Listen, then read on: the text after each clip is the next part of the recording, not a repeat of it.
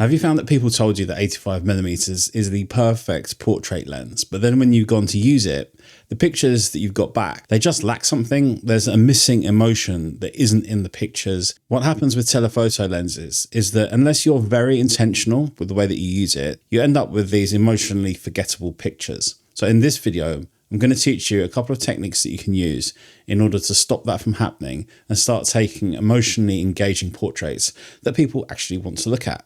But before that, I'd like to know from you guys, what is your favorite portrait focal length at the moment and why? Stick it down in the comments. Right, let's get into it. What can we do to fix that disconnect between the subjects and the background? So the biggest change I made that made a real difference for me was actually very simple. I used something that I then went on to call the anchor point rule.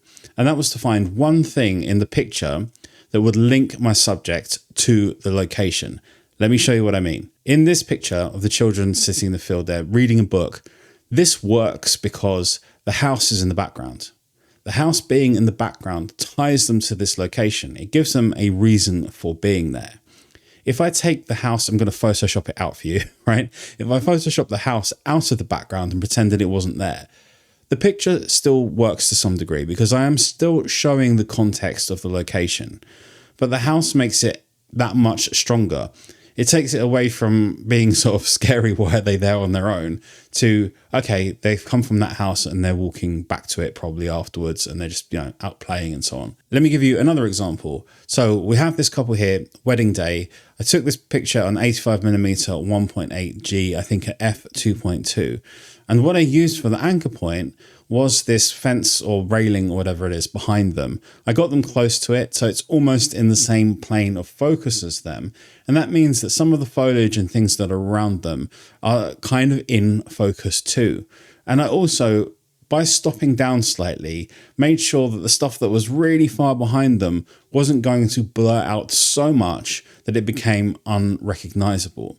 We can clearly see where the couple is, and that helps plant them in this location. It makes it easier.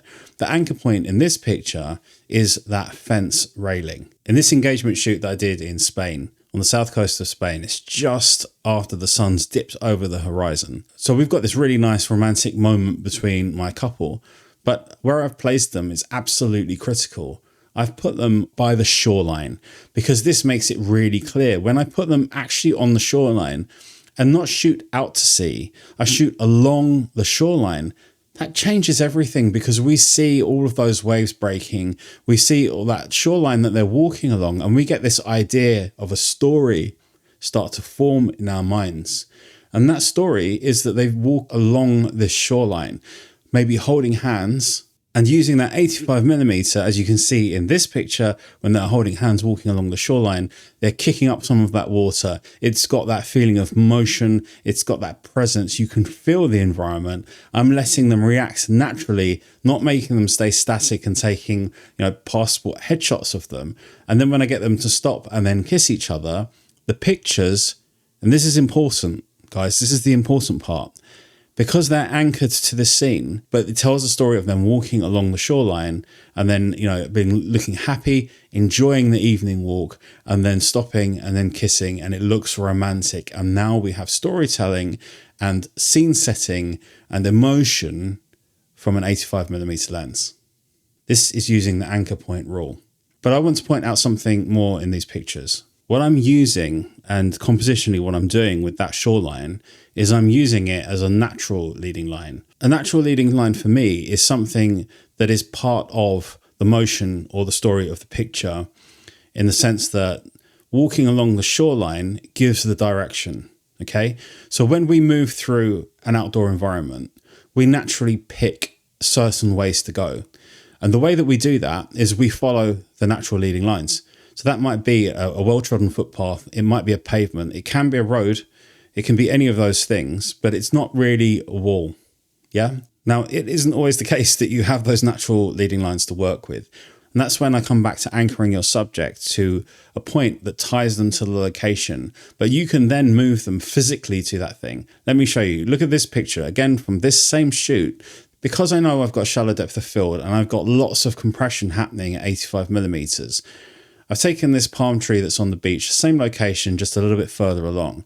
And I put my couple literally up against the palm tree because it feels like a natural stopping point. So that's a really good way to work with this. And this doesn't have to be with, engagement shoots. This can be with a model or anything, or, any type of portrait shoot that you're doing outdoors. This palm tree clearly speaks of this location, right? It's clear. And the position I've picked for the camera angle that I'm looking at them with is now looking out to sea, because I'm not bothered about some path or, way that they're getting there. So when I put the couple by the tree, they're in focus and the tree is in focus, all of it. And I capture it like this, but the background is soft and blurry, and we can make out just about that it's the sea, and we can just about make out the sky.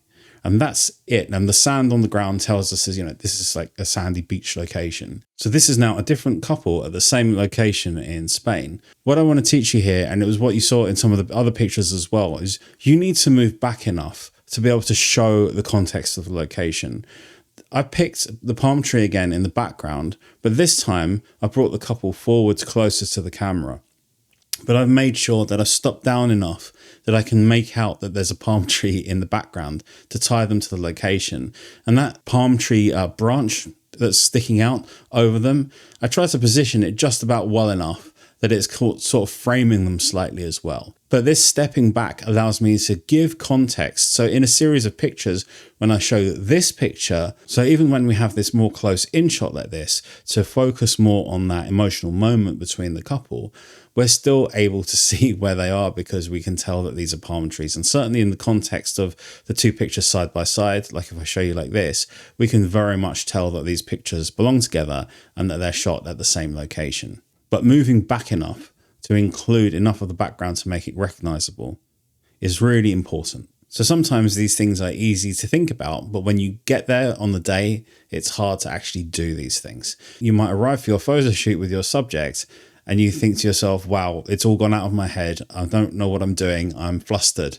So the thing you need to do is ask yourself, what tells me where we are? Keep it really simple. What tells me where we are? And you'll be okay. Include that thing and your pictures will make sense with 85mm. Would you like to explore more of these ideas about how to see and shoot? If the answer is yes, I've put together a series of ebooks that are free. You can download them right now. The links are in the description down below, and each one of them takes care of a different core skill. There's one on studio lighting, there's one on composition, there's one on outdoor portraits like I've shown you in this video, and there's one on architectural photography, which helps you build up ideas about context and depth, and weirdly can actually be quite useful for the kind of stuff that I've shown you in this video here. So you might want to have a look at that anyway, because a lot of skills in photography sort of cross over. They're all short and practical, and I've designed them to help shift the way that you see. And if you want to take things even one step further than that, I've got editing workshops that take you through my full editing process,